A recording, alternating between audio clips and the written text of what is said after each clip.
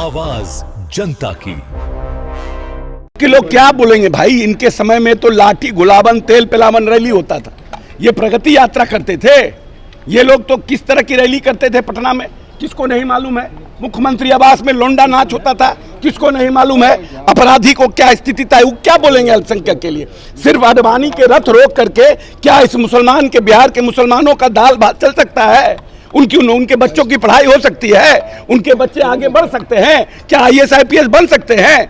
अडवाणी जी का आपने रथ रोका, आपने पूरी तरह से उस समय के जो सांप्रदायिक सौहार्द था उसके हिसाब से आपने काम किया, लेकिन उसी के नाम पर आप कितना दिन तक मुसलमानों का वोट लीजिएगा और कहिएगा नेता मेरे बच्चों को पढ़ाने का काम कर रहे हैं। अच्छी बात है ना कि एक बड़ी आबादी हमारे यहाँ अल्पसंख्यक समाज की है, और अगर मुख्यमंत्री जी ने 7,000 प्रति व्यक्ति आय से इसको 66,000 प्रति व्यक्ति आय किए हैं और इसको 1 लाख प्रति व्यक्ति आय करने का मंशा रखते हैं 5 साल के लिए, तो जो बड़ी आबादी अल्पसंख्यकों की है उनके भी राजनीतिक, सामाजिक और आर्थिक विकास की ज़रूरत है।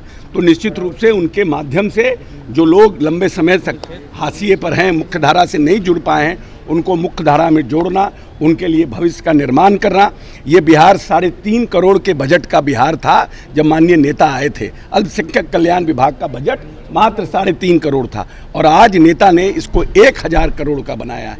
अल्पसंख्यक कल्याण छात्रावास बनाना, अल्पसंख्यक बच्चियों को पढ़ाना, मदरसों में मॉडर्न एजुकेशन देना, कैसे हम सिर्फ अली बेते से बाहर निकलें, जो हमारी धार्मिक जो पुस्तक है उससे बाहर निकले, हम साइंस की पढ़ाई करें, हम कंप्यूटर की पढ़ाई करें, इस पर चिंतन करना, इस पर चिंता व्यक्त करना और उसके साथ अल्पसंख्यक समाज को मुख्य धारा से जोड़ना, तो ये अच्छी बात है। बड़ी से बिहार के सभी जिलों से मुस्लिम समुदाय के लोग पहुंचे हैं और 100वीं वर्षगांठ जो है आज मनाई गई है।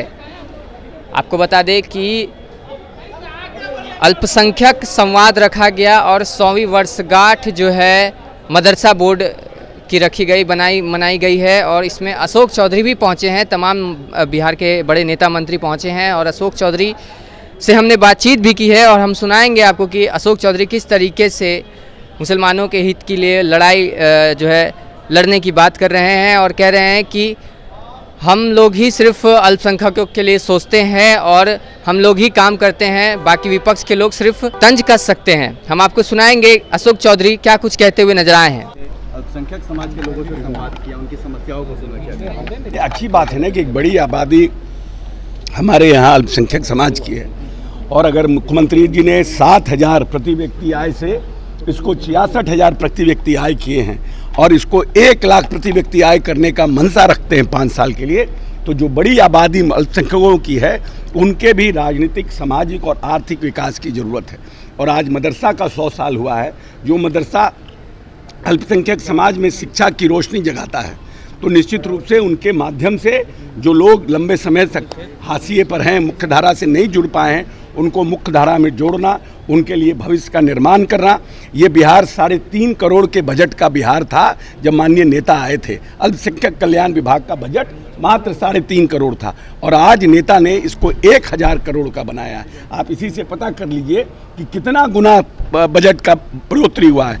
अल्पसंख्यक कल्याण छात्रावास बनाना, अल्पसंख्यक बच्चियों को पढ़ाना, मदरसों में मॉडर्न एजुकेशन देना, कैसे हम सिर्फ अली बेते से बाहर निकलें, जो हमारी धार्मिक जो पुस्तक है उससे बाहर निकले, हम साइंस की पढ़ाई करें, हम कंप्यूटर की पढ़ाई करें, इस पर चिंतन करना, इस पर चिंता व्यक्त करना और उसके साथ अल्पसंख्यक समाज को मुख्य धारा से जोड़ना, तो ये अच्छी बात है। बड़ी यादव कह रहे हैं कि कुछ भी कर ले कुछ फायदा नहीं होने। अरे कि लोग क्या बोलेंगे भाई, इनके समय में तो लाठी गुलाबन तेल पिलावन रैली होता था, ये प्रगति यात्रा करते थे। ये लोग तो किस तरह की रैली करते थे पटना में, किसको नहीं मालूम है। मुख्यमंत्री आवास में लोंडा नाच होता था, किसको नहीं मालूम है। अपराधी को क्या स्थिति था, वो क्या बोलेंगे अल्पसंख्यक के लिए। सिर्फ अडवाणी के रथ रोक करके क्या इस मुसलमान के, बिहार के मुसलमानों का दाल भात चल सकता है?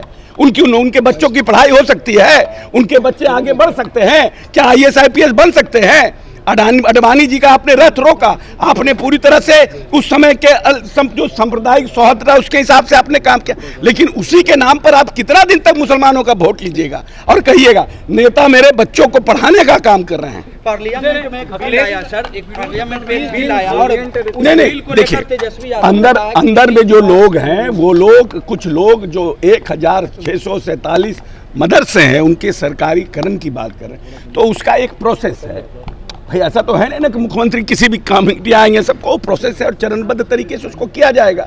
अभी माननीय नेता ने 20 साल में बहुत से मदरसों को, हजारों मदरसों को उन्होंने सरकारीकरण किया है और फिर फेज वाइज उनका भी सरकारीकरण होगा। पार्लियामेंट में सर एक बिल आया, उस बिल को लेकर तेजस्वी यादव ने कहा है कि नायडू और नीतीश कुमार को जेल भेजने के लिए उनको हमारी चिंता तेजस्वी जी न करें, अपनी चिंता करें, अपनी चिंता। जो राहुल गांधी को लेकर के कहा है कि 13 किलोमीटर नीतीश कुमार है, उनके नेता कह रहे हैं। तो आपने सुना अशोक चौधरी क्या कुछ कह रहे थे। वो सीधे तौर पे कह रहे थे कि अली बेते से छोड़ के अपनी जो धार्मिक पुस्तक है वो छोड़ करके कंप्यूटर की पढ़ाई करे, साइंस की पढ़ाई करे। किस तरीके से अशोक चौधरी ने तमाम चीज़ों को लेकर क्या कुछ कहा आपने सुना होगा। अपनी राय देना ना भूलें और ऐसे ही तमाम खबरों के लिए बने रहें न्यूज़ पीआर के साथ। धन्यवाद।